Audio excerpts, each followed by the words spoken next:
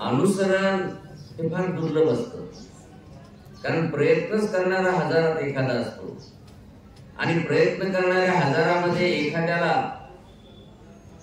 बोध होतो आणि अशा बोध होणाऱ्या हजारामध्ये एखाद्याला अनुसरणाची इच्छा होती आणि अनुसरणाची इच्छा होणाऱ्या अशा हजारामध्ये एखादा खरोखरच अनुसरतो.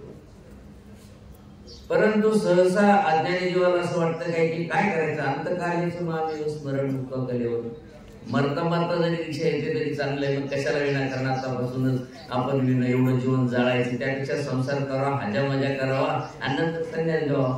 कारण देवाने सांगितले अंतकालीचं मामेव. ऐन वेळेला घेतलेला निर्णय हा फार विचित्र असतो. एकदा एक काय झालं की चिमणरावची सर्कस होती. सर्कसीला ऐन वेळेला त्यांनी जे पार्ट बनवले होते त्या पार्ट मध्ये अडचण अशी झाली की त्यांनी शाळेमध्ये येऊन हुशार मुलांची निवड केली. त्यामध्ये एक अस्वल आणि एक वाघ बनला. मुलं चांगली होती, पण प्रश्न असा होता की अंतकालाचं मामेव ऐन वेळेला प्रयत्न करणारे. सर्कसीचं सगळं काही साहित्य जमा झालं आणि आता वन प्राण्यांचं भोजन हा विधी लोकांना दाखवून हर्षान्वित करायचं होतं. पण गंमत अशी झाली की तुम्हाला माहिती आहे, जिथं काही 4 लोक जमतात तिथं हौसे गवसे 900 हे हजरच असतात. आणि नेमकं झालं काय त्या सभेमध्ये, वाघाला पाहण्याची लयच गर्दी लोकांना.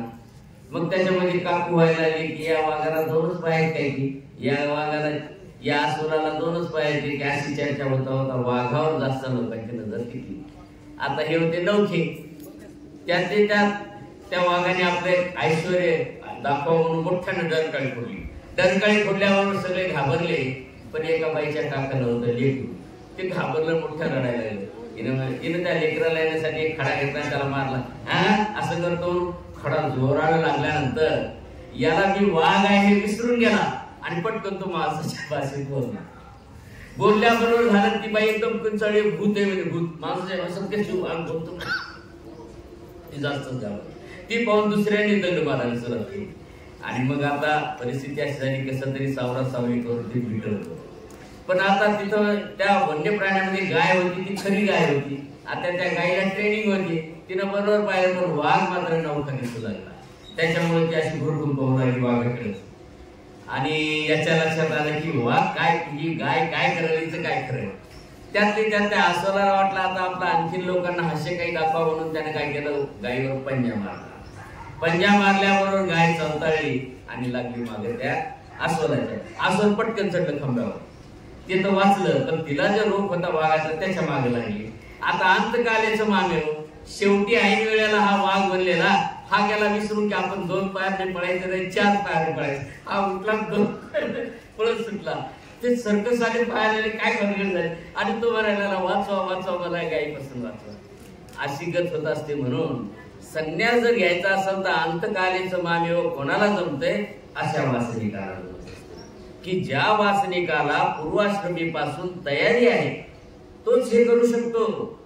ते म्हणणं ते गीतेचा तो श्लोक खूप सोपा वाटतो, पण तो सोपा नाहीये आणि आपलं लक्ष नाहीये. अहो, संसार हा खरंच चांगला असतो का? संसारामध्ये जेव्हा लग्न लावतात तेव्हा सुद्धा तुम्हाला आशीर्वाद कोणी देत नाही, सावधानच म्हणतात. याच्याकडे कोणाचं लक्षच नाही.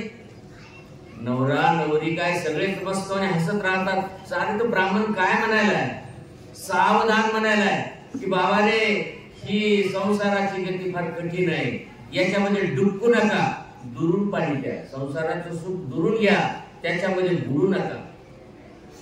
परंतु या मनुष्याला गुरु मिळाल्याशिवाय, साधनवंत मिळाल्याशिवाय, ईश्वरीचा मार्ग मिळाल्याशिवाय या संसारातून तरणोपाय नाही.